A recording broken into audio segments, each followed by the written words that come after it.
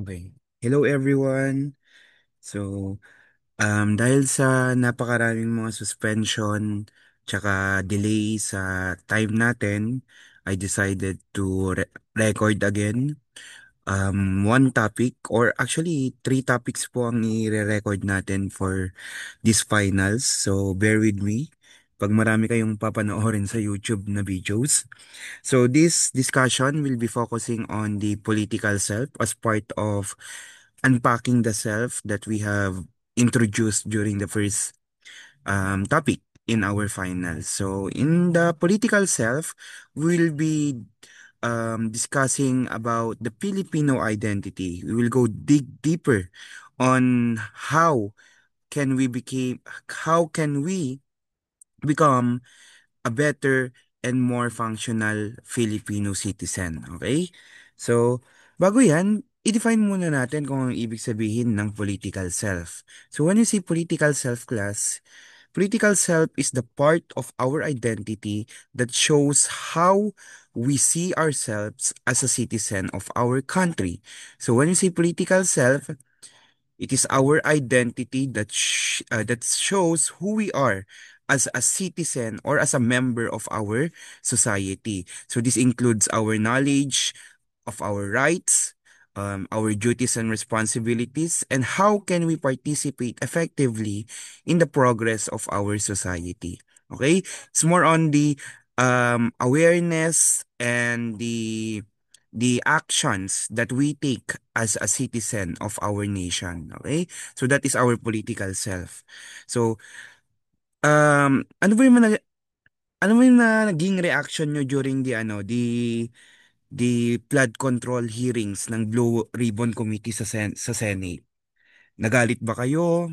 Natuwa ba kayo? Nalungkot ba kayo dun sa nangyayaring corruption sa bansa?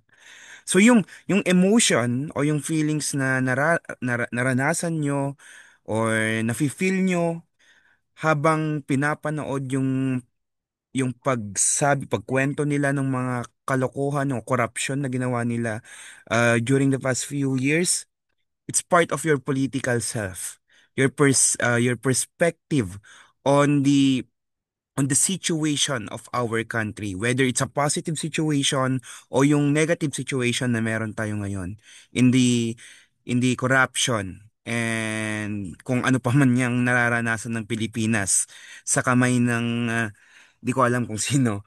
So anyway, political self is also about how you understand the power, the laws, the leadership, and the government.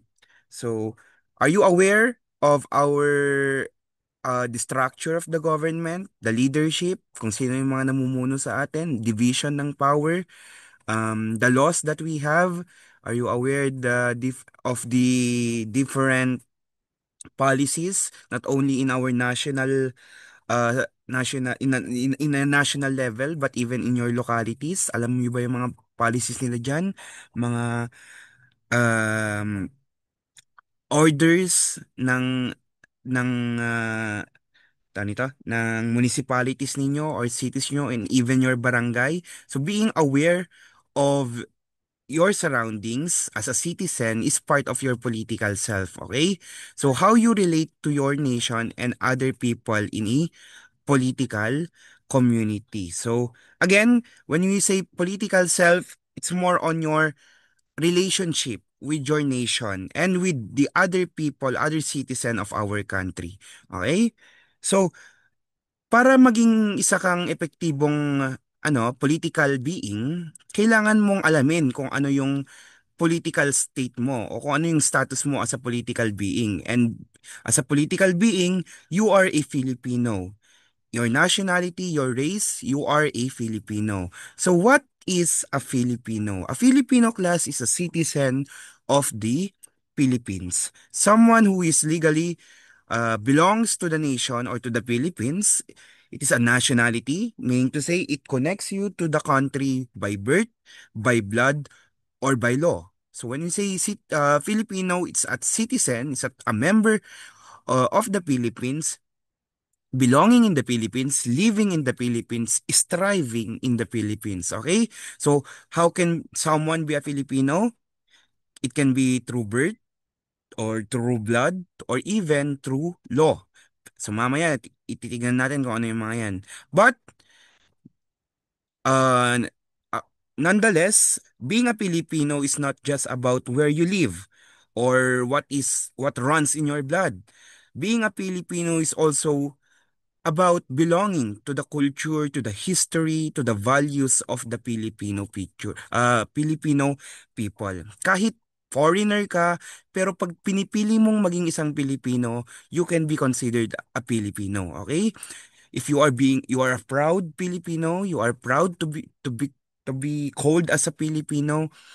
Um, you are proud of your history, you are proud of your culture, you value your culture, you follow the values and the moral codes that we have as a Filipino. Therefore, you can be called as a Filipino. So, hindi lang po siya hereditary or about your biological and legal rights as a Filipino, pero it's your attitude towards um towards your relationship with the country, to how you love your country, how you care for your country, and how you love and care also with the other citizens of of the Philippines or the other Filipinos of our country. Okay? So, sana malinaw po 'yon. So, saan ba nanggaling? What is the etymology of the word Filipino? Ang salitang Pilipino po ay nanggaling sa pangalan ng hari ng Espanya na si King Philip II noong panahong sinakop tayo ng mga Espanyol. Okay? Around 1500s when that Spain colonized the Philippines, and the king during that time was King Philip II, and his Spanish name was Felipe. So doon na-derive yung salitang Filipino. Okay? Filipino, the language, um it can be the language, or it can also be the subject taught in the basic education. And of course, it is the identity of the citizens of the Philippines. So, madaming definition ng Filipino. Pero, again, when you say Filipino, it came from this name, the name of the king of the Spain. So, when um, Luz Lopez de Villalobos returned to the Philippines, or rather, yeah, when the Spanish came back to the Philippines after the death of Magellan, kasi nung namatay si Magellan, napuwersang umalis yung mga unang mananakop kasi nga wala silang puwersa. So um, nag-back muna sila, nag-retreat muna sila bago sila dumating ulit sa Pilipinas with a stronger military force, which later um, which is the reason why na fully control na nila yung Pilipinas during that time, okay? And it was led by Ruy Lopez de Villalobos, who coined or named the islands of the Philippines as Las Islas Filipinas in honor to King Philip II of Spain. Okay? So, again, kay King Philip II ipinangalan ang Pilipinas at saka yung ideology o yung identity of the members of the Philippines, which is Filipino. Okay? So the Filipino actually class is not the Filipino, the original inhabitants of the Philippines. Pero ang term na Filipino po, noon, during the Spanish period, ay ginagamit para i-describe yung mga Espanyol na ipinanganak dito sa Pilipinas. So, yung mga purong dugong Espanyol na ipinanganak dito sa Pilipinas, sila po yung tinatawag na Pilipino dati, and not the native Filipino o not the native people of the Philippines. So, yung mga Spaniards born in the Philippines, they are also called as the Insulares, okay? Insulares, Spanish people, Spanish citizens, Spanish born in the Philippines. Sa mismong Pilipinas po sila ipinanganak. Pero yung mga ipinanganak Sa Spain, Espanyol, they are called as the Peninsulares. Pero sa Pilipinas, they were called as the Insulares. And to describe their identity, they have been called as the Filipino. Ano naman yung tawag sa mga native na inhabitants ng Pilipinas o yung mga nasakop? They call them as the Indios. Kung maalala ninyo yung discussion ninyo sa Araling Panlipunan, kung na-discuss man, Indios po ang tinawag sa mga native na citizens or inhabitants ng island ng Pilipinas. Okay? So, later on, itong terminology o itong term na Pilipino was changed and used to describe all the people that was born in the Philippines, okay? Especially after nung nakamit natin yung kalayaan natin from all the colonizers. So, class, Dr. Jose Rizal o Dr. Jose P. Rizal in his 1879 poem Ala Juventud Filipina, yung salitang Pilipino po ay naging sikat at naging widely spread sa buong Pilipinas as a description of those educated Filipino youth na nakapag-aral sa ibang mga bansa in Europe, and they are also called as the propagandistas. So ito yung ginamit ni Jose Rizal to describe himself and the other propagandistas that are patriotic and questioning or against the control of the Spanish government in the Philippines. Okay? So, dun sa poem niya na Ala Juventud Filipina, dun niya na-describe yung salitang Filipino. Pero hindi po si Dr. Jose Rizal ang nag-coin o gumawa nung salitang Filipino. It was long used by other Filipinos, but it's Dr. Jose Rizal who popularized and made the term Filipino describe us, the Filipino or the native people of the Philippines. Okay? So, how to become a Filipino? So, kanina sabi natin, para maging Pilipino ka, dapat mahalin mo lang ang Pilipinas. Mahalin mo ang Pilipinas at iba ang mga Pilipinong nakatira dito, di ba? Pero in our legal system, may mga qualifications po para maging isang tunay at ganap na Pilipino. So una dito, we have by birth or yung mga natural born Filipino. So kung ipinanganak ka sa Pilipinas at ang dalawang magulang mo ay Pilipino, ikaw ay Pilipino. Pero pag isa lang ang parent mo na Pilipino at tsaka yung isa ay hindi, maaari ka pa rin tawaging isang Pilipino. Okay? Basta may isa kang parent, whether the father or the mother is the Filipino, you can still and automatically become a Filipino. Okay? Kahit na po ipinanganak ka sa ibang bansa, basta may isa kang magulang na Pilipino, you are still can be considered and called as Filipino. So yan po yung natural born Filipino. And we call that as right of blood or jus sanguinis. Okay? So yung jus sanguinis, it describes the right of a person to be called of his nationality through his blood o kung sino yung mga magulang niya. Okay? Meron din po tayong tinatawag na right of soil or jus soli. Ano itong jus soli? Ito yung yung indicator o yung determinant po na kung saan yung nationality mo ay nakabase dun sa place kung saan kayo pinanganak. Like for example, yung isang Amerikano ipinanganak sa China. So, sa idea ng right of soil o jus soli, si American ay pwedeng tawaging Chinese kasi ipinanganak siya sa China. Pero sa Pilipinas po, hindi po applicable yan. Okay?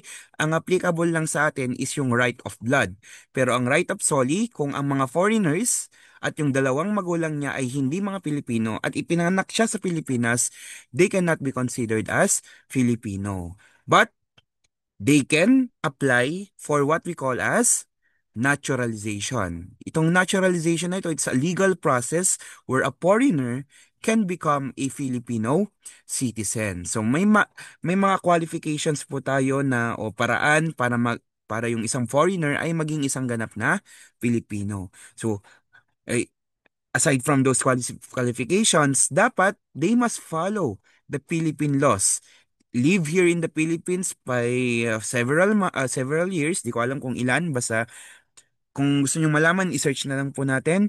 And most importantly, they should swear loyalty to the Philippines. They should take an oath that their loyalty will be given to the Philippines and not to their birth of origin.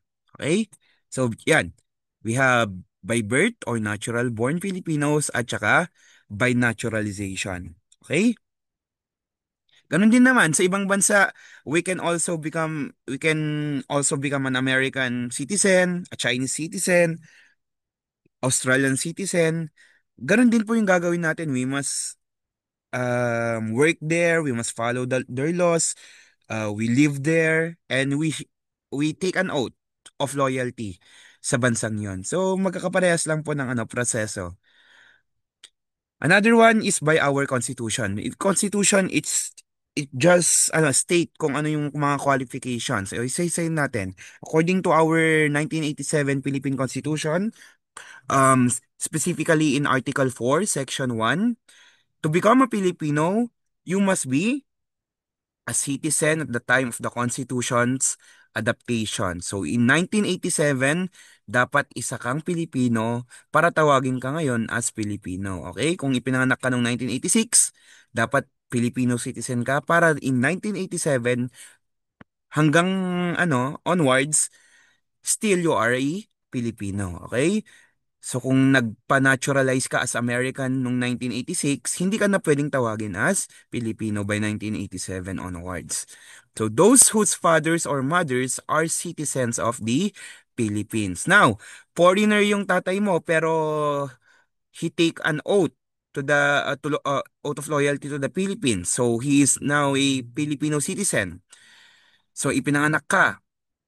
Pwede na po ba yon? Pwede na po yon, okay? So, basta ang tatay or ang nanay mo ay isang Filipino citizen, then you can be a Filipino. So, those born before January 17, 1973. During this time kasi, nag-iba po yung constitution natin from the martial law constitution to the a revised form of the constitution bago na-adapt yung 1987. So, inadapt nila o credit nila itong date na to para bigyang daan yung mga Pilipino na isinilang o ipinanganak o na nagpa-naturalize during this date, during 1973. Okay? So, 1973 of Filipino mothers who elect Philippine citizenship upon reaching the age of majority, and those who are naturalized according to the law. So those are the qualifications stated in our constitution to become a Filipino. Now, let's proceed with the Filipino identity. The Filipino identity. Okay, so the Filipino identity is the combination of our culture, tradition, language, history, and values that defines who we are as a people. It is the feeling of belonging to the Philippines and being proud of it. So to become a Filipino or our Filipino identity is the result of our culture, the traditions, the language, our shared history, the values that we follow. That defines us as a member of the Philippines. Okay? Ang pagiging isang Pilipino po, ang identity natin as a Pilipino, resulta po yan ng kultura, tradisyon, at iba pang mga aspekto ng buhay bilang isang Pilipino na sinusunod natin. Okay? So, pag sinabi nating Filipino identity, dapat feel mo na belong ka sa Pilipinas and you are proud of being a Filipino. You can shout it to the world that you are a Filipino. You are proud of your nationality, okay? Pero mind you, class, the Filipino identity is not only a combination of this one, but the original Filipino identity is based on the influence of our indigenous roots, the Spanish, the American, and other Asian countries that that has or made impact in our life as Filipinos. Paano ba to? So first, influence of indigenous roots. Before the colonizers came to the Philippines, may sariling gobyerno, may sariling religion, may sariling moral system, may sariling buhay na ang mga tao dito. Okay? Our indigenous communities, indigenous peoples po natin, the original settlers or inhabitants of our nation has already have their own lifestyle, have their own government, have everything they need before the colonizers came, okay? And aside from that, nagkakaroon na din sila ng relationship with the other nations around our country. Like for example, in Malaysia, Indonesia, Japan, and of course, China, di ba? Through the barter system or the exchange of products.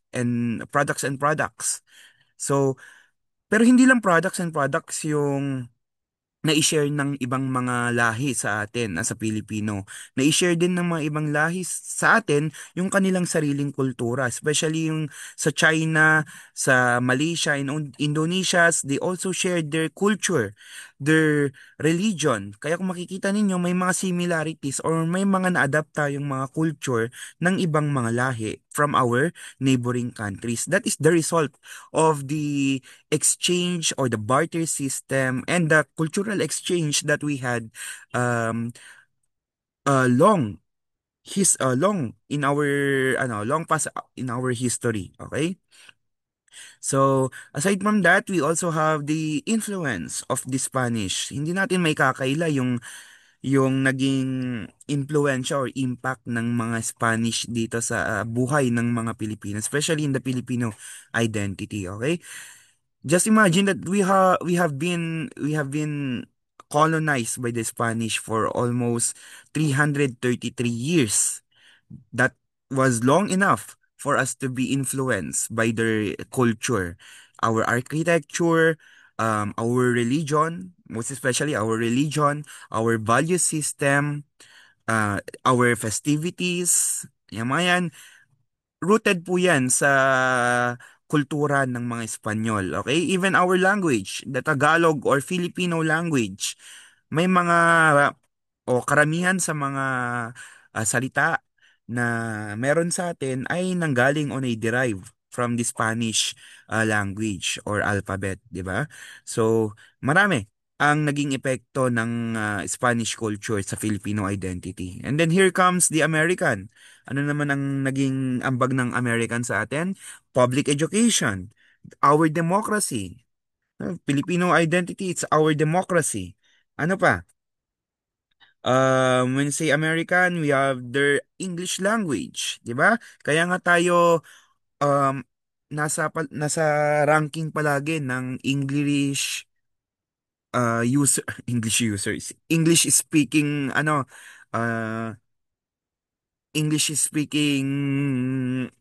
people in the world, 'di ba?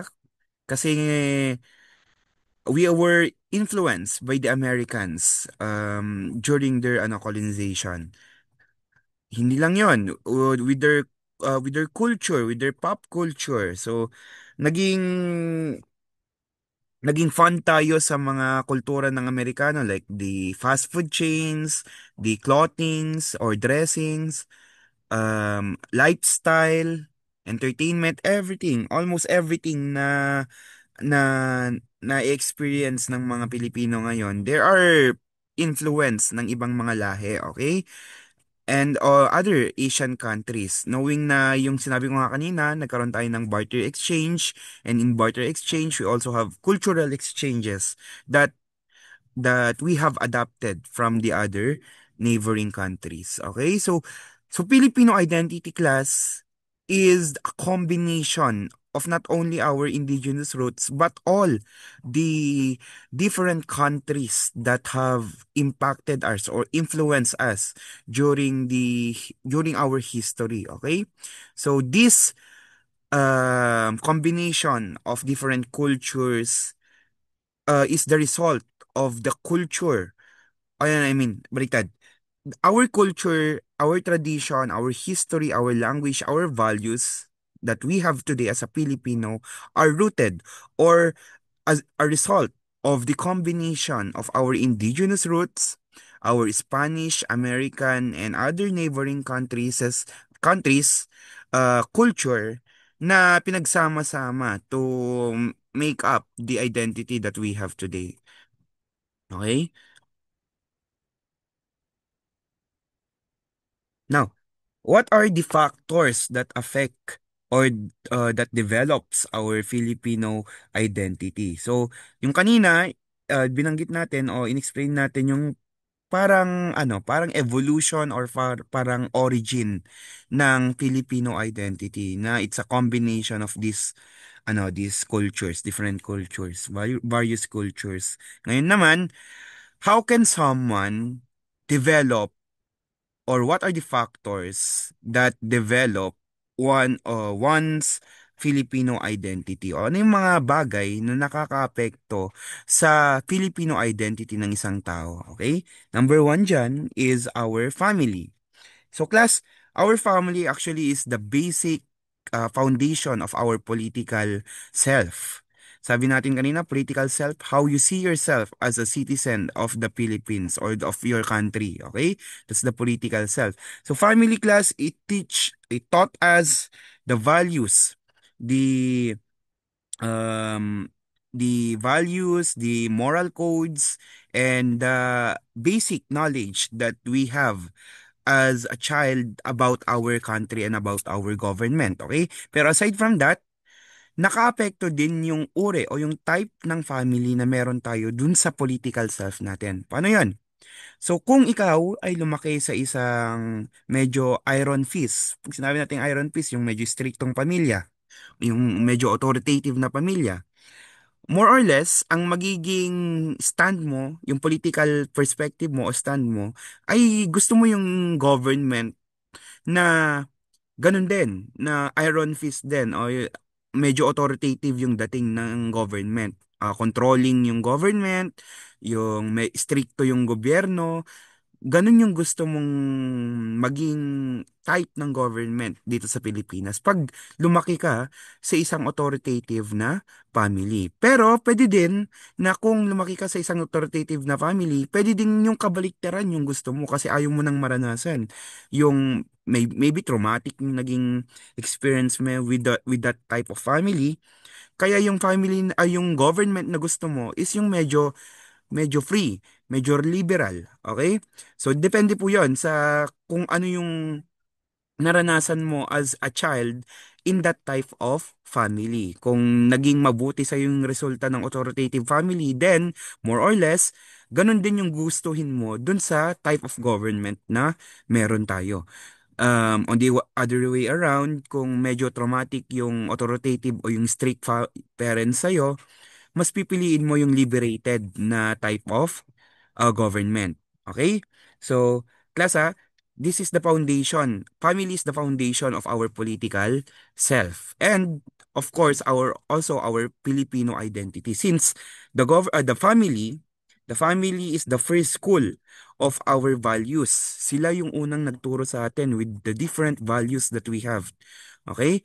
So, sabi nga ni sino yung yung sikat na teacher na vlogger? Si Ma'am Carla ata yun? Carla o Kyla? Basta starts with the letter K. Sabi niya diyan, ang mga teacher po ay dapat suportahan ng mga parents, especially in values, teaching values.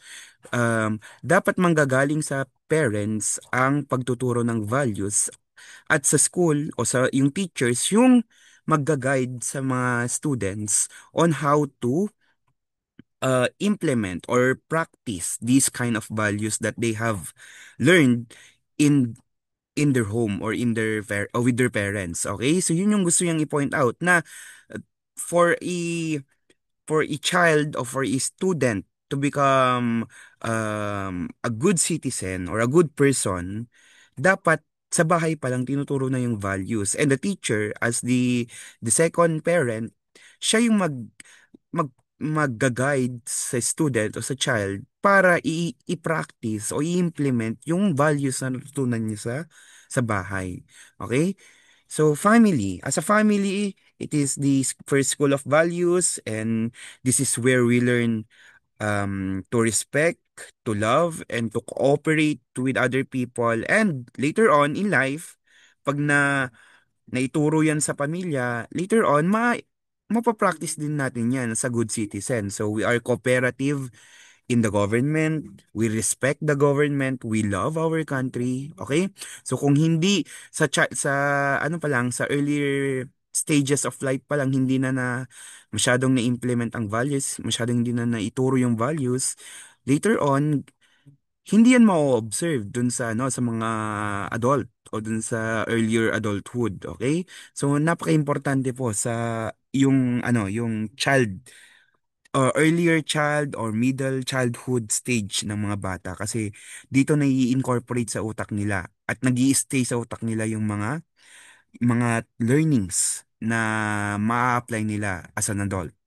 Okay? Next one, we have education. How can education or how can the school develop the Filipino identity? So in school, they teach us our history, the background of our Filipino identity.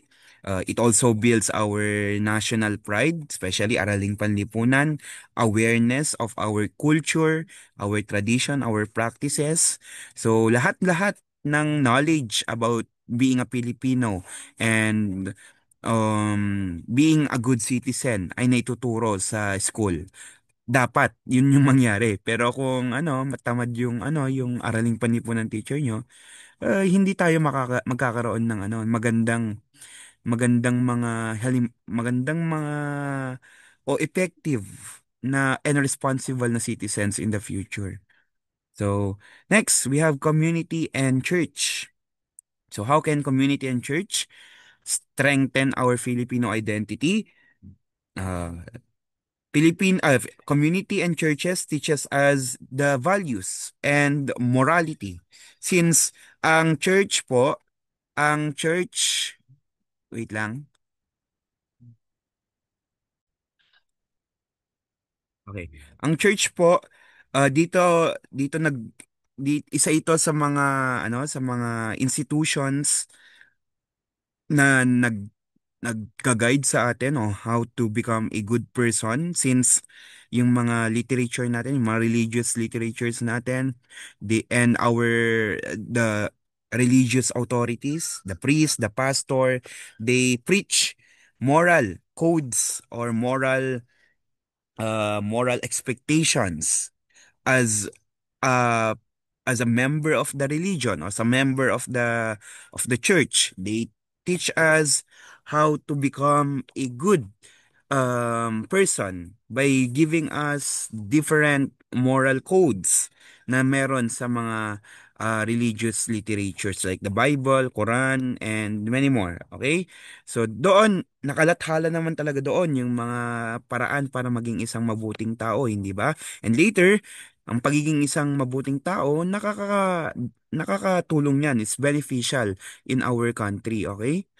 Kasi if you are a good person, therefore you are also a good citizen of the country. So, hindi lang yon. In church, we also learn how to strengthen our social bond, since sa church, binibigyan tayo ng way to socialize with other members of the or our tawag nito, churchmates natin o yung mga ka-religion natin. So doon na nabibuild yung social bonds o yung socialization skills natin. Yung compassion, 'di ba? Tinuturuan tayo on how to be compassionate with other members of the church, na pag may nanghihingi ng tulong sa church o isang member ng religion natin, tinutulungan natin as a one united religious community. Parang ganon. Ano pa? Moral values and many more. So, marami tayong natutunan sa church and community natin. Okay? Next, we have the government and laws. How can the government and laws develop our Filipino identity? They teach us our rights. So, the government give us our rights, our duties and responsibilities as a citizen of our country. Our laws give limitations or even freedom for a person to become a more productive and more effective citizen of the country. Okay? So, next, we have media and technology. Media and technology, or in general, globalization. How can media, technology, and globalization develop our Filipino identity? So, media influence our self. So, how we see ourselves and our country, um, the media has a say or has an influence on that. 'Di ba? Napakadami nating nakikita sa media, sa social media, sa technologies. Ang daming present news, ano pa? News, the informations from the government, from what is happening in the country. Nagiging aware yung isang tao sa paligid niya because of the aid of media and technology. Okay? So, nagkakaroon ngayon ng sympathy, nagkakaroon ngayon ng care o ng pakialam yung isang tao kasi aware siya dun sa nangyayari sa paligid niya because of media and technology. So, because of media and technology, again, it helps the people to become aware of his or her surroundings, of what is happening in the Philippines or in his country. And later, because he is aware or she is aware, he can help or he can provide solution on how to overcome or solve the issues na meron sa kanyang surroundings. Okay? Next. Oh, parang natututong makialam ang isang tao dahil aware siya, hindi ba? Hindi naman pupunta yung mga tao sa rally noong trillion march doon sa EDSA dati kung hindi naman naibigay yung mga informations, 'di ba? Or kung hindi natin napanood yung mga um different uh meet ay ito hearings dun sa Senado, 'di ba? Hindi naman tayo magre-react negatively with the Vice President kung hindi na ipabalita na may confidential funds na hindi nagasta ng maayos, hindi ba? So yung pagkakaroon ng pakialam ng isang tao, it's based on the knowledge that she or he acquired from the media and technology, okay? So next, history, heroes, and icons. So how can this terms influence our Filipino identity. So knowing your history, you will be more aware of your background as a Filipino. You are aware of the sacrifices that our heroes have made in the aid of our independence, of our pride as a Filipino. Okay, so upon reading the history, upon reading or knowing our heroes, we will be able to appreciate what we have now as a free and independent country. Okay? And icons. Yung mga icons na meron tayo ngayon. Manny Pacquiao, Paeng Nepomuceno, tama ba? Yeah, Willie Nepomuceno, mali. Basta si Nepomuceno yung dun sa bowling. Si Alfred, ano? Si Efren Bata Reyes pala dun sa billiards. Lia Salonga. Sino pa yung mga sikat? Sina Heidelin Diaz. Si Carlos Yulo. Yung mga yan. So these people give gave pride to the Philippine identity by representing our name or our nationality as a Filipino.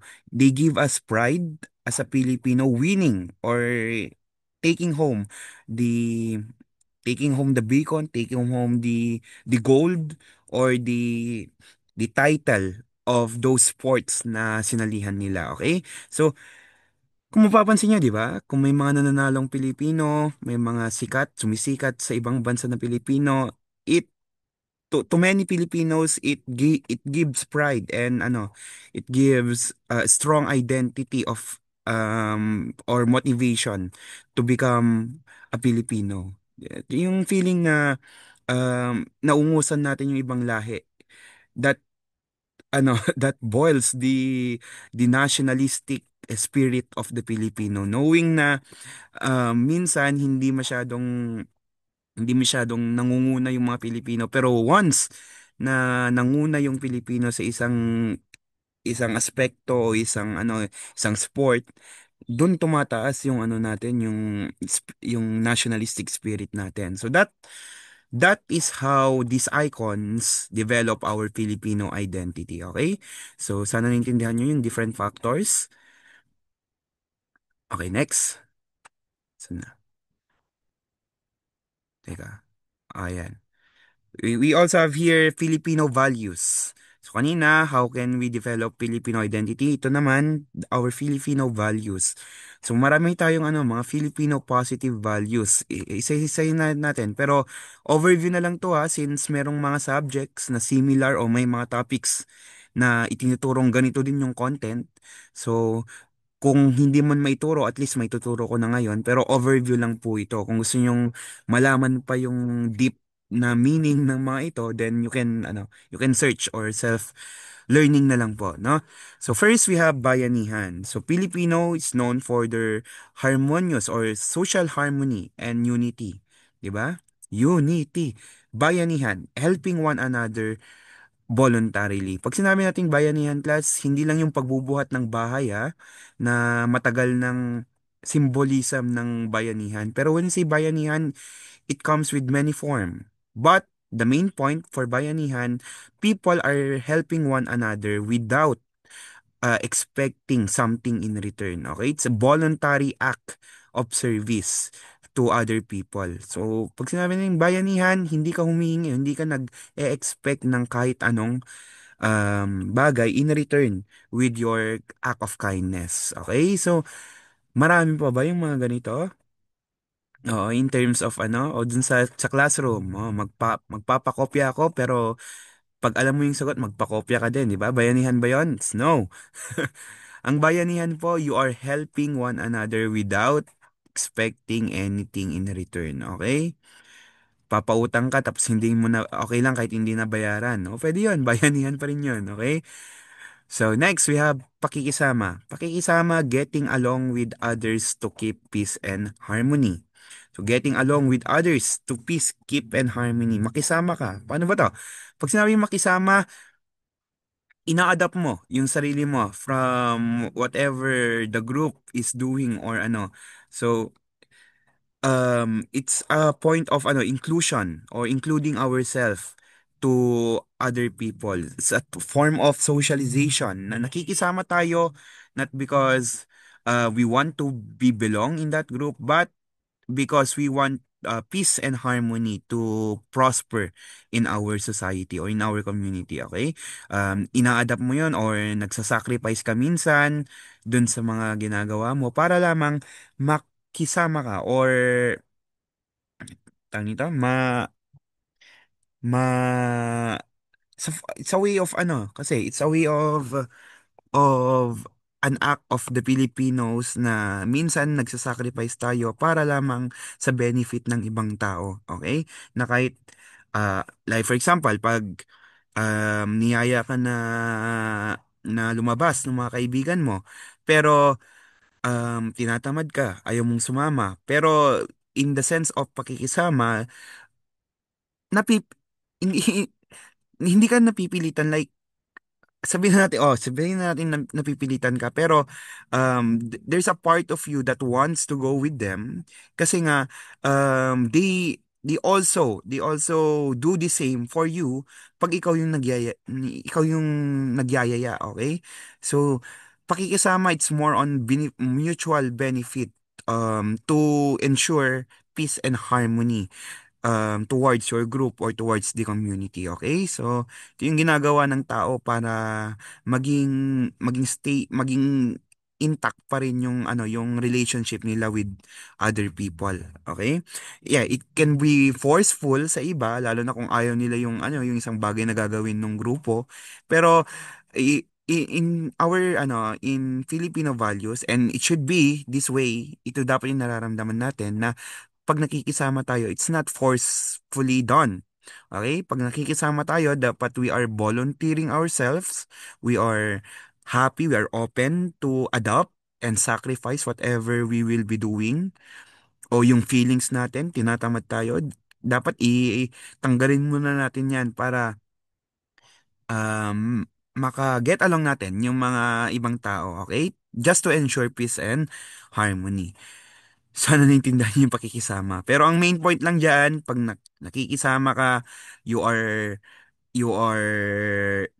sacrificing or letting your uh, not letting your emotion o yung feelings mo na na ang hirap naman i-explain ng pakikisama basta nakuha niyo yung yung point ko dito. Makisama ka, meaning to say you sacrifice for the betterment of your community, for the betterment of the other people around you, okay? Okay, next, utang na loob. Yan. Plus, itong mga positive Filipino values, they can be positive. Yes, they can be positive, but they can be negative. Depende dun sa act na ginagawa ng tao. Especially dito sa utang na loob. Utang na loob, it should be a positive values of the Filipino. It's the gratitude towards someone who has helped you, okay? Nung tinulungan ka ng isang tao, you will not forget the kindness that they have extended nung nangangailangan ka. Okay? Yan yung utang na loob. Pero paano nagiging negative ang utang na loob? Nagiging negative ang connotation ng utang na loob kung ginagamit mo na ito to to exploit other people na uh, may binigay ako sa'yo dati, pinautang kita dati, tapos ngayon, hindi mo na ako papautangin. Parang kinokonsensya mo yung isang tao using the utang na loob just to get what you want or just to benefit you. Okay? Hindi po maganda 'yan, okay? So wag nating bigyan ng negative connotation ng utang na loob. Maganda, napakaganda ng ideology and values na ito ng mga Pilipino na utang na loob. Pero dahil sa, ewan ko, dahil sa kasamaan ng mundo o sa kasamaan ng Pilipinas, lahat na lang ng positive nagiging negative. Okay? Yan, utang na loob. Next, we have respect for elders.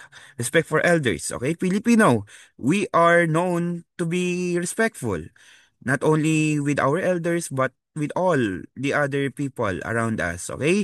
Pero most especially, we are respectful towards our elders. Itong values na ito, it is rooted pa nung indigenous communities natin, indigenous people natin, okay? It is rooted in the culture of our indigenous communities. So, knowing na yung mga elders nila doon is seen as respected citizen of the community, na inherit natin yon as a form of respect towards elders and of the authority, okay? So isang implication natin o isang act natin to respect our elders is the use of po and opo. Oh, yan, di ba? Kilala tayo dahil sa po at opo. It's a term or yeah, it's a words that we use incorporated in our sentences to show respect dun sa mga kausap natin. Okay? Okay. Sabi ko nga, overview lang po itong discussion natin. Next. Okay. Hiya at delikadesa. Nalagip ko lang.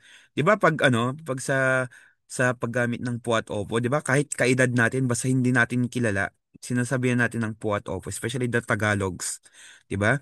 O no Ilocano kami, we use the pronouns. So, manong, manang, kasyay, 'di ba? Or ate, kuya. Um, uncle, auntie, siya, di ba? So, yung mga pronouns yung ginagamit natin o mga describing words. Pero ngayon, mostly in Tagalog, kahit kaedad nila o kahit mas bata pa sa kanila, they are using po and opo. So, that's a form of respect.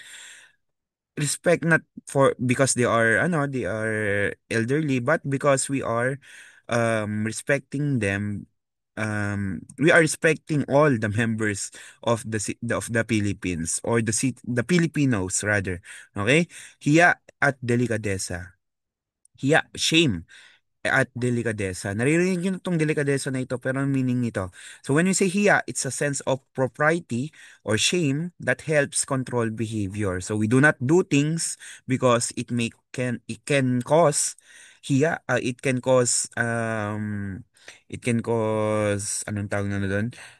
Maibabain ka in Ilocano, di ba? Para maiwasan mo yung yung yung situation na hindi ka magiging comfortable kasi mapapahiya ka, then we double think, and we consider the consequences of our action because we are guided o sabihin natin guided o limited by that shame, di ba? Pero nagiging negative ang hiya kung sobra-sobra na, nagiging ano ka na, nagiging sobrang mahiyain ka na. Like for example, kailangan mong magsalita sa harap ng klase. Kailangan mong sagutin yung teacher mo, pero dahil nahihiya ka, kahit alam mo yung sagot, di mo masasabi. Yun na yung negative form ng hiya or ng shame, okay? Pero ang shame dapat katamtaman lang, di ba? Sabi nga ni Aristotle, golden rule o golden ratio. Pag golden ratio, hindi dapat sobra, hindi dapat kulang, sakto lang dapat yung hiya, okay? Hindi naman yung sobrang walang hiya na wala nang limitasyon, okay? So dapat sakto lang. Saktong hiya lang, okay? Ano naman yung delikadesa? Same with hiya or shame, pero in a more connected sa family, okay? Paano tong delikadesa? When you act or when we do something, iniisip mo muna yung magiging consequence nito, especially on the name of your family, the surname of your family, okay? Kung ipapahiya mo ba yung pamilya mo. Okay, like for example, hindi ka mangongorap kasi kung nahuli ka, your family, the name of your family will be at stake. Okay?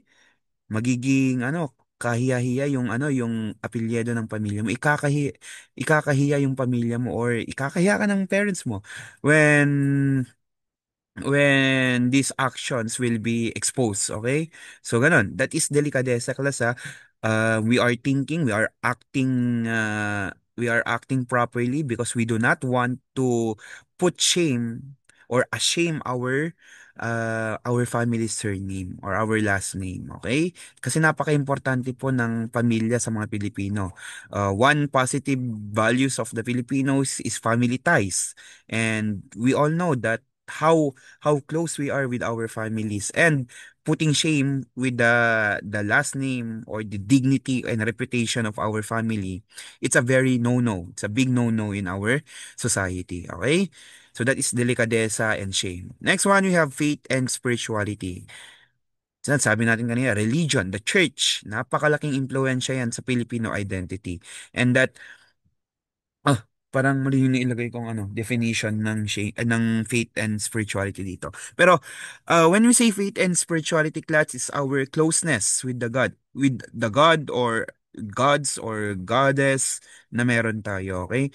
So faith and spirituality guides us using the moral codes na nanggaling sa mga literatures, the Bible, Quran, because those ones shows us how to live ourselves or how to live our life properly and in a good religious way, okay?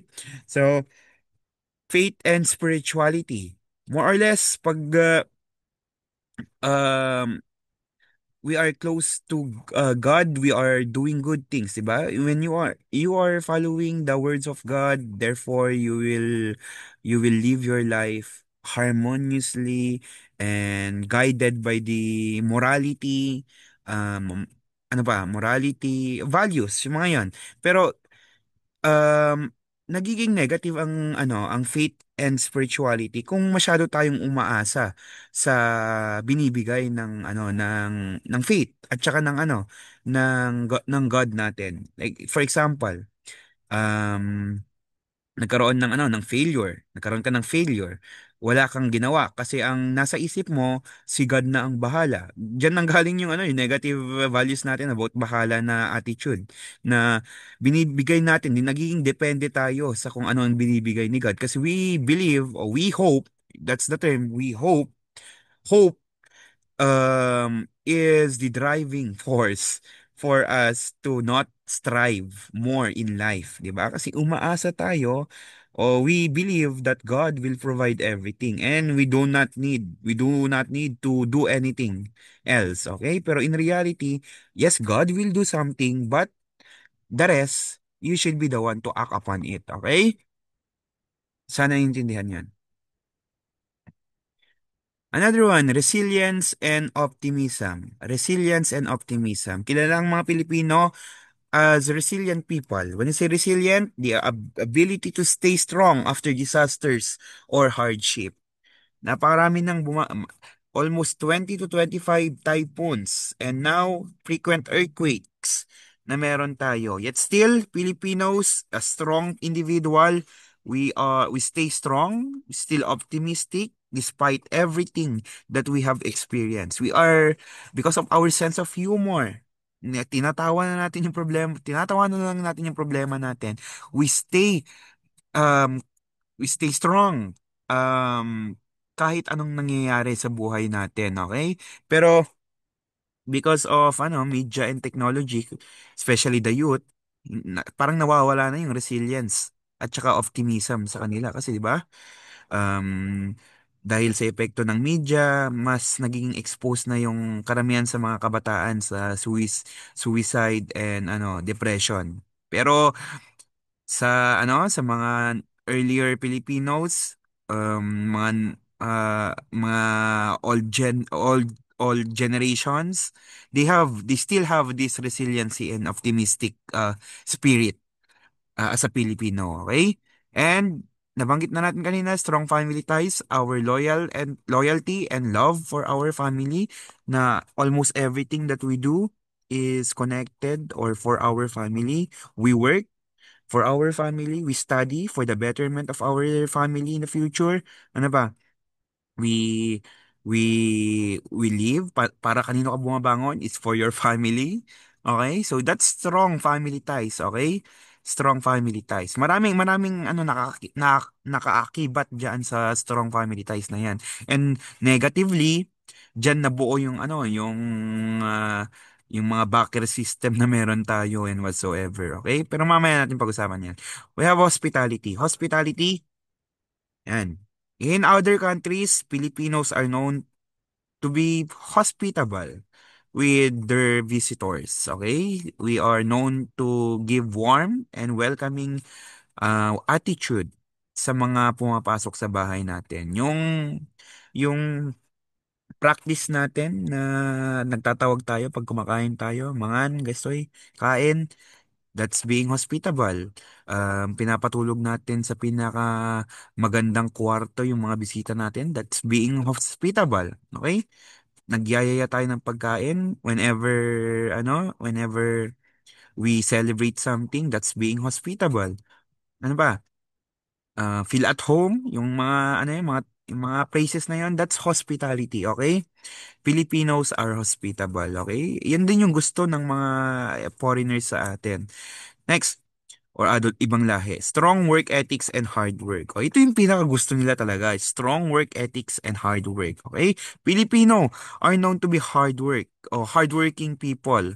Kaya marami ang gustong mag-hire sa mga Pilipino abroad because they believe that Filipinos are hardworking, devoted to their work, passionate with their work.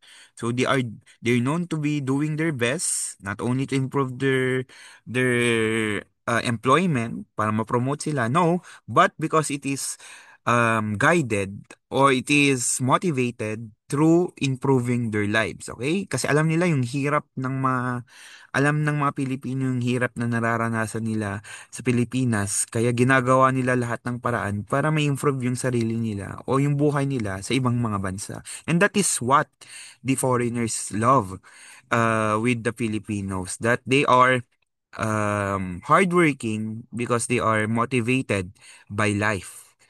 Motivated to improve their lives. Okay? Next, pakikisama or conformity. Ay, ano natin kanina to, di ba? Pakikisama, ayun na. Ang hirap kong i-explain. Yielding to groups, anonymous or majorities decision or adapting to the environment. O, ayan, no? Yielding to groups, anonymous or majorities decision. Wala ka nang magagawa. Ito na yung Wala ka nang magagawa kasi ito na yung ano na pag-usapan nila. Kaya kailangan mo na lang makisama para sa ano, ika ika ika ika peaceful o pagiging harmonious ng grupo ninyo. Parang walang away-away, makisama na lang tayo. Being confirmative. No? Next, pakikiramay. Pakikiramay under here is empathy at saka sympathy. Kilala ang mga Pilipino na mahilig sa sa empathy at saka sympathy. Anong pinagkaiba ng dalawa? Anong pinagkaiba ng empathy at saka ni sympathy? Pag sinabi nating empathy class, it's more on I know what you are feeling. Therefore, I feel you.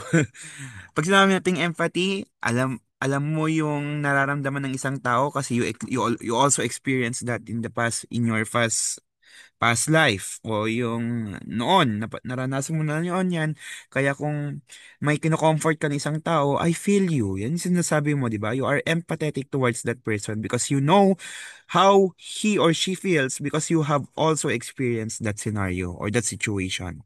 Pero pag sinabi nating sympathy, kakaroon ka ng simpatsya, you feel sorry for them because um you feel sadness or you are sad to see them in that situation, pero it doesn't mean that you also had experienced the situation that they are experiencing. Okay, so pag empathy, ang main point diyan, naranasan mo na, kaya alam mo yung nararamdaman nila. Okay, kaya ka nagiging concerned sa kanila. Habang sa sympathy naman, naaawa ka sa kanila, you feel sorry for them because you know that they are sad because of the experiences. Okay, you feel sorry for them not because you also experience what they have experienced, but you feel their sadness, you feel the the graveness of the situation that they are experiencing. Okay, yan yung pinagkaiba ni empathy at saka ni sympathy. That's under the pakikiramay. Okay,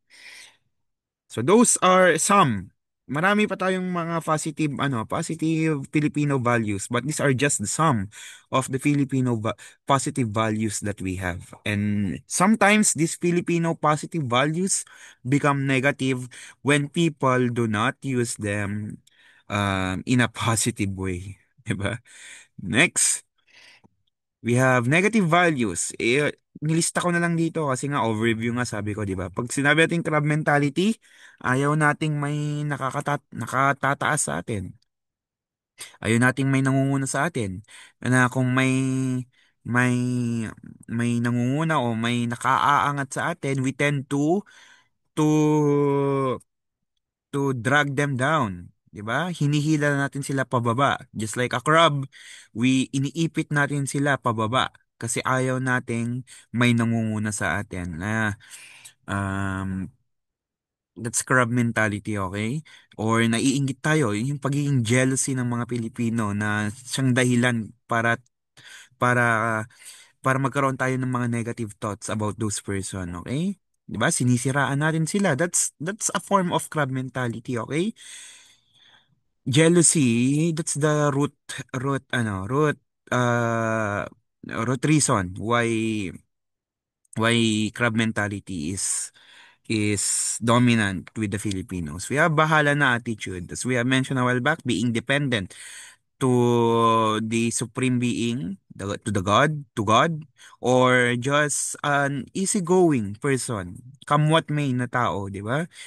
Ayoko nang mag-effort, bahala na dyan, di ba? Bahala na si Batman. That's bahala na attitude. We do not give effort to things we do, kaya medyo reluctant na tayong ituloy yung ginagawa natin o yung gagawin natin. Okay? Manana habit. Pag sinabi natin manana habit, come from the Tagalog word, mamaya na. Ah? Mamaya na natin gawin yan. Procrastination. Okay? Mahilig tayo sa ganito, especially the students. And mind you, class, even the teachers, even us, even me, we are procrastinating sometimes. Mamaya na. Marami kaming time. Pero dahil iba yung inaatupag namin, nagpro-procrastinate din kami. Hindi lang kayo, pero mas magaling kaming mag-time manage, di ba? Pero kayo, madami kayong time, pero gagawin nyo last minute, di ba? That's manana habit, class, okay? Next, we have um, Ay, ito, sa Manana Habit, nakalakip din dito yung Filipino time, di ba? Merong mga Filipino time kasi nga merong Manana Habit. Ano yung Manana Habit? Anong connection nun sa Filipino time? Na imbes na gumising ng maaga, hindi, mamaya na, 5 minutes pa. Kasi maaga pa naman, di ba? Usapan, 1 o'clock. Tulog ka pa hanggang 12:40. Oo, gising lang ako mga 12:50, 10 minutes, kayang maligo, kayang kumain, kayang ewan. That's the reason why Filipinos have this Filipino time. Kasi we do not treasure time, we do not respect the time of others because we are having this manyana habit. Okay? Next, we have colonial mentality. Anong meaning ng colonial mentality? Colonial mentality is when we patronize other peoples or other nationalities or foreign products o products ng ibang mga bansa rather than our own local products. Or we see the ideology of other countries or culture of other countries than our own culture. Mas pinapaboran natin. We are more favorable on the culture of others than our local culture. Like, for example, we tend to watch more Korean dramas, more American movies than our local movies or local shows. Okay? Why? Because we were exposed with these different foreign materials. And when we were exposed, we saw na mas maganda yung pinapakita nila, pinapanood nila, mga storyline nila. Hindi pa ulit-ulit. Hindi na namamatay yung bida. Hindi dito na immortal yung mga bida na na na umata yun nagiging storyline o yung cyclical na storyline ng mga Filipino shows that made us this colonial mentality. Usually yung colonial mentality came from the word colonial influence from the different colonizers that came to us. Pero dahil sa modern period, sa colonization aspect, kahit yung mga hindi na-colonize, nang colonize sa atin, nakukuha na natin yung mga culture nila in terms of or what we call as the neo-colonization, the new form of colonization where we the media became the channel or the way for other cultures, other foreign countries to colonize the mind or the ideology of other people. Ay, ito yung nangyayari sa mga Pilipino, especially from the Korean culture to the Filipinos. Okay, mas tinatangkilik natin ang Korean culture kasi nga sa tingin natin mas superior yung Korean culture kaysa dun sa atin. Okay? And that is what we also call that as henocentrism or sonocentric attitude na sa tingin mo mas superior yung kultura ng ibang tao kaysa sa sarili mong kultura. That is the main point of colonial mentality, di ba? Mas pipiliin mo ba yung cellphone na gawa sa Pilipinas o yung iPhone mula sa Amerika? Siyempre, mas pipiliin mo yung colonial mentality, okay? Ningas Kugon. Dapat overview lang to. Dapat 5 minutes tapos ko na. Ningas Kugon, from the word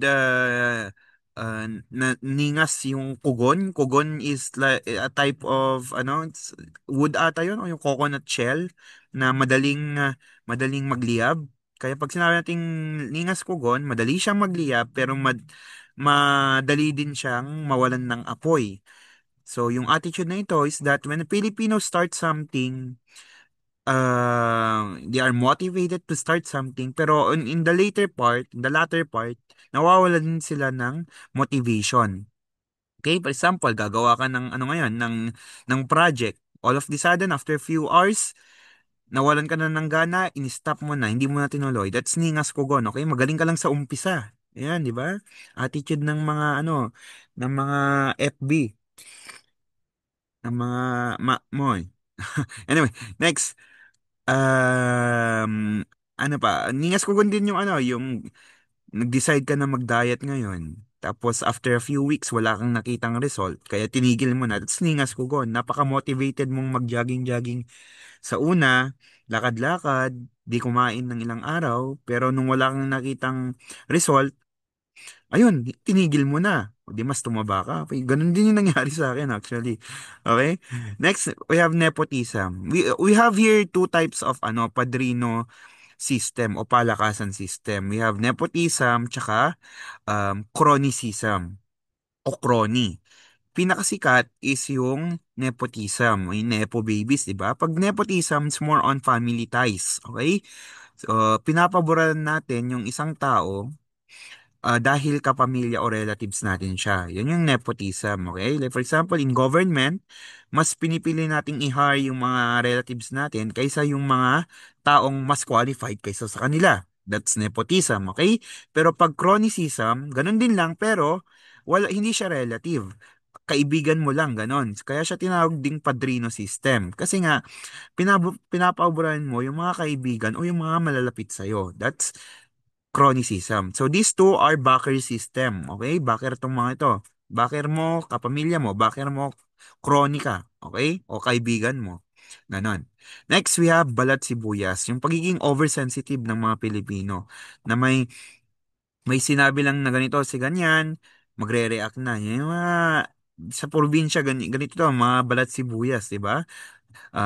May masabi lang ng konti, magre-react na negatively, okay? Na hindi man lang ipapa-explain kung anong ba yung ibig sabihin niya doon sa ganito, ganyan, di ba? It's balat sibuyas, okay? Masyadong oversensitive. Masyado mong dinidibdib lahat ng sinasabi ng ibang tao, ganun. Masyadong, kaya masyadong nagiging depressed at saka suicidal ang karamihan, especially the youth, because we are becoming oversensitive with the thoughts and the criticism na nanggagaling sa ibang tao. Okay? Pero pag natuto tayong maging self-confident, inaalam natin yung self-concept natin, mas nagiging intact yung personality natin at behavior natin, mas nalalagpasan natin yung mga ganong criticism or depressive experiences. Okay? Next, we have kanya-kanya mentality. This is the opposite of the bayanihan system. Kanya-kanya mentality kapag mas pinipili mo yung sarili mo, your own interest than the interest of other people, mas inuuna mo, you have become a selfish person. Maraming ganito ngayon, 'di ba? Na handaan, special sa handaan, 'di ba?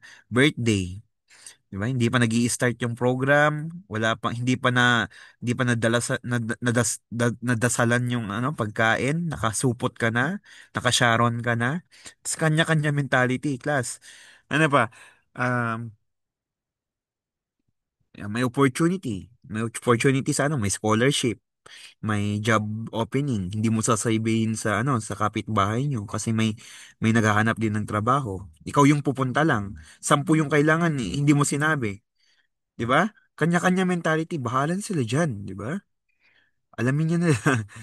That's kanya-kanya mentality class, okay? We have also here chismis and misinformation sa newly established negative values of the Filipino. Kasi ito yung mas dominant na ngayon, 'di ba? Because of the digital age na misinformation, the false news or the fake news became more dominant in the social medias or the media platforms because of the many unreliable sources yung dumarami na sa atin. At saka hindi masyadong binabasa, hindi masyadong criticize ng mga nag-share ng information, yung mga sources na pinagkukuhanan nila. That's a big no-no, okay? Chismis o pagiging marites, alam na natin yan na mas pipiliin pa nating manira ng ibang buhay ng ibang tao kaysa ayusin yung meron sa atin. Ayan, naging habit na, naging lifestyle na ng karamihan o iba sa ibang mga tao yung pagkakaroon ng chismis. Mapalalaki man yan o babae, chismis became a habit, a lifestyle of the Filipinos. Okay? Mind you, class, mas chismoso ang mga lalaki kaysa babae. Oo, mas talkative lang yung babae. Kaya tsaka mas marami silang community of chismosa. Next, we have here, strengthening the Filipino identity. How can someone strengthen his or her Filipino identity? Paano nga ba? Una, learn and use the Filipino language. 'Di ba? Sabi nga ni Jose Rizal, ang hindi magmahal sa sariling wika ay mas mabaho pa kaysa sa malansang isda. Okay? Our Filipino language, ang ating pambansang wika ay napaka-importante at kalakip nito ang ating uh, identidad, identidad na bilang isang Pilipino. Now, sir, syempre sa academic community natin kailangan din natin ng English, 'di ba? Kasi expected po sa mga students to become a globally ready students or globally ready individual citizens of the world. So, yes, we should develop our English English skills, English communication skills, pero we should not neglect our Filipino language. Mas importante po sana na bigyan natin ng toon ang ating wika, ang ating Filipino language, okay? Kaya yun din yung yung commendable kay Robin Padilla, oo, kila Cheljok, no? Gusto nilang i-translate yung language natin ay yung laws natin into Filipino para um, mas maging malinaw at mas madaling maintindihan ng mga normal na Pilipino ang ginagawang mga batas sa Senado. Okay? Napakagandang initiative 'yan sa kanila para mas maging malinaw naman yung kung ano yung mga dapat at hindi dapat gawin ng mga Pilipino para hindi maging rason yung ignorance sa pagkakakulong nila. Okay? Next, we have appreciate Filipino history and heroes. Okay? Karamihan sa inyo siguro ang Philippine yung history knowledge nila galing sa TikTok, galing sa Facebook. Kasi marami sa mga vloggers natin ginagamit ang mga social media platforms to disseminate historical informations. Pero sometimes, class, remember this, sometimes hindi ganun ka-reliable o credible yung mga informations na binibigay sa mga videos na ito. Mas maganda pa rin na magbasa tayo ng mga credible at reliable na libro from our libraries, museums, available na libro sa bahay natin, o magtanong tayo sa mga professors natin, sa mga teachers natin, o mga reliable people tungkol sa history natin, o sa Philippine history natin. Huwag din natin gamitin na basis yung mga movies. Okay? Like for example, yung nangyayari ngayon sa yung debate about sa Quezon, dun sa Bayaniverse, 'di ba? Dun sa apo daw ni Quezon na medyo may negative perspective about the movie Quezon. Sabi niya na hindi naman accurate yung pinapakita portrayal kay Manuel Quezon. Tas sabi naman ng director at saka ng producer and even the actor Jericho Rosales na yung movie daw it's more on a political satire. Pag sinabi natin political satire, it's a form of a movie, drama movie na hindi na ginagawang tawag ito? Comedy style, parang ganon. Ine-exaggerate o kung hindi na-exaggerate, mas ginagawang fictional, dinadagdagan yung mga informations na hindi naman dapat meron sa isang historical movie. Okay? Yun yung point yung argument nung Apo ni Quezon na kung political satire yon o political comedy representation kay Manuel Quezon, dapat binigyan naman nila ng konting respeto yung mga ginawa niya. Hindi lang yung mga negative na behavior ni Quezon yung ipinapakita sa movie. Yun daw yung pagkukulang ng movie. Okay? Even General Luna, Goyo, Yes, they are somehow credible kasi may mga binasa naman yung mga director at producer ng movie. Pero if you want a more credible and more reliable information about our Philippine history, it's better to read books. It's better to read and scan our history books, documentaries. Documentaries are better. Um, ano pa? Documentaries, biographies, autobiographies, and more primary sources than these secondary sources. Okay? We also need to appreciate our heroes. Okay? We need to be appreciative to with our heroes. Promote Filipino culture, art, and tradition. We support our festivals. We respect our culture, the culture of other Filipinos. We appreciate the arts. Ano pa? The tradition. Yung mga yan. It's we are for us to promote our Filipino culture, we need to be aware of them and we need um to respect. Okay? Para ma-promote natin, we also need to respect them. Okay? Next, support local products. Ito yung medyo issue sa mga Pilipino. Kasi mas tinatangkilik ng mga Pilipino yung mga branded products because they believe that they are more valuable and more ano ba yung term nila? Yung mas maganda yung quality ng mga product na ma-branded kaysa sa mga local products from the Philippines. Okay? Pero let's change that mindset, that perspective. Hindi lahat ng local products do not have good quality. Okay? We have Marikina shoes, they have in good quality.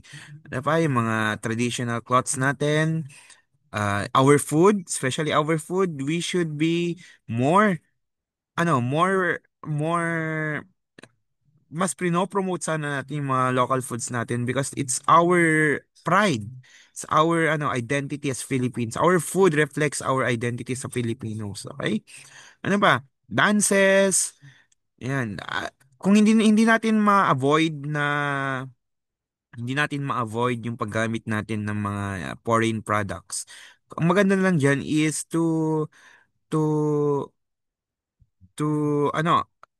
pagsamahin tawagin na kung hindi natin maiiwasan yung pagbili ng mga foreign products, samahan na din natin ito ng mga local products. Hindi lang yung purong foreign products yung binibili natin, okay?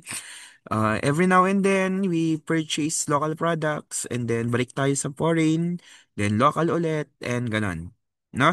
Next, we have show Filipino values in action. Yung mga binanggit natin kanina, bayanihan, pakikiramay, pakikisama, utang na loob, yung mga yan, we should showcase them, we should do it, we should practice them for us to strengthen our Filipino identity, okay?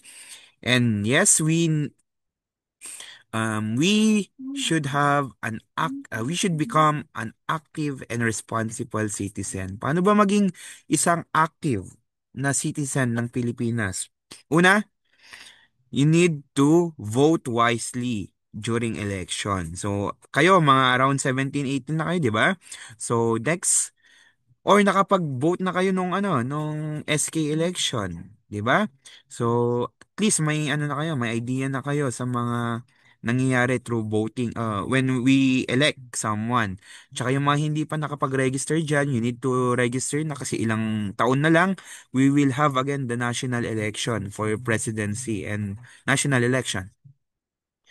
Another one, pero kayo, hindi pa naman kayo nagtatrabaho, but in the future, you should pay your taxes because taxes is very important in our government, in our state.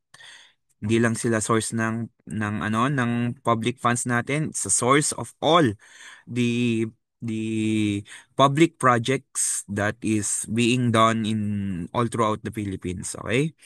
So, we promote our culture, para pa maging active at saka responsible, we follow our laws, we respect our We respect our country. We respect our flag. We respect our Filipino identity. Um, we support one another. We support our fellow Filipinos. Ayan, that is, those are the implications as a active and responsible citizens. Okay? Next, embrace progress but stay proud of your roots. So, hindi masama ang modernization, hindi masama ang maging modernize ang Pilipinas, pero hindi dapat mawala sa ating isipan yung pinanggalingan natin. Hindi dapat tayo um, hindi dapat nating kalimutan ang ating pinagmulan. Okay? So, kaya nga sabi nila 'di ba, ang hindi lumingon sa pinanggalingan ay hindi makakapunta sa kanyang paroroonan. Ganong quotation, it only point out that it's okay to progress. It's okay to progress, but we should not neglect, overlook our background, our history, our roots. Okay? Now, gusto ko lang i-clarify anong pinagkaiba ng patriotism at saka nationalism. Ang patriotism and nationalism is both reflect the pride of our country. Pagkaroon natin ng pride towards our country. But in nationalism, it's more on the idea that our country, our culture, our identity is superior than to other foreign or other countries or foreign nations, na mas nakikita mo na yung ating country, ang ating identity ay mas maganda kaysa sa ibang mga countries. For example, kung nanalo si Manny Pacquiao, you believe that Manny Pacquiao or the Filipino race is the most talented boxers in the world. So that is a nationalistic thinking, okay? Yung feeling mo na tayo yung pinakamataas compared to other people, okay? O to compare to other nations. That is nationalistic thinking. Whereas, ang patriotism naman is a deeper sense of pride towards the country. That you are willing to sacrifice yourself, willing to do everything for the sake of your country. Okay? It's a deeper understanding and deeper sacrifices towards the country. So, medyo positive, mas positive ng malayo talaga yung connotation ng patriotism. Eh, Kaya kung i-describe natin yung mga natin, national hero, yung mga heroes natin or our bayanis, they are more on patriotistic attitude towards our country than nationalistic. They do not see that our country is more superior than the others kasi they believe that the Spanish, the Americans have higher development than ours. Pero yung patriotism, their love for their country is overflowing, that they are willing to sacrifice themselves just to protect the independence of the country. Okay? Sana hindi po kayo nakatulog sa discussion. Konti lang yung slide natin pero ang dami kong nasabi. Anyway, ito na, last part na. Okay, maraming salamat at ang gusto ko lang sabihin, class, uh, as mentioned by our national hero or our Dr. Jose Rizal, ang mga kabataan ang pag-asa ng bayan. Whether you like it or not, class, our youth, tayo, sama nyo na ako, youth pa naman ako, di ba? Tayo po ang pag-asa ng bayan. In the sense that our Filipino identity depends on the new generation, our generation, and the generations to come. Why? Because we youth are the future of our government, the future of our society. Tayo ang mga tao na mae-elect sa future. Tayo ang mga tao na magiging workforce, part ng magiging workforce ng ating bayan. Tayo ang mga Pilipino, tayo ang mga youth o mga magiging Pilipino na magpapatakbo ng ating bansa. So, our country depends really on the generation to come. Okay? Tayong mga youth, kabataan, kung paano tayo mapapalaki, kung paano mai-inculcate yung mga values na meron tayo o malalaman natin. It will be the result, it will be the cause pala of the development of our Filipino identity. Nakasalalay sa atin ang development ng Filipino identity in the future. Okay? So kung walang values ang mga kabataan ngayon, more or less in the future, magiging isang anarchic country ang Pilipinas. Pero pag ngayon, natuto ang mga kabataan with the values, the the the proper governance, kung paano ang tamang pamamalakad ng gobyerno. Maybe in the future, we can change the system of the government. We can make the system much better, more favorable to the Filipinos, and more better for the progress of the country. Okay? So this is the political self. We still have material self, we still have spiritual self, we still have digital self, we still have management stress. Napakarami pang topic ng finals, pero try kong ipagkasya yon. Oo. Yung dalawa, isang ano lang, isang video na lang. So, please bear with me, class. Kasi konti na lang yung time natin before finals. Okay? So, that's all.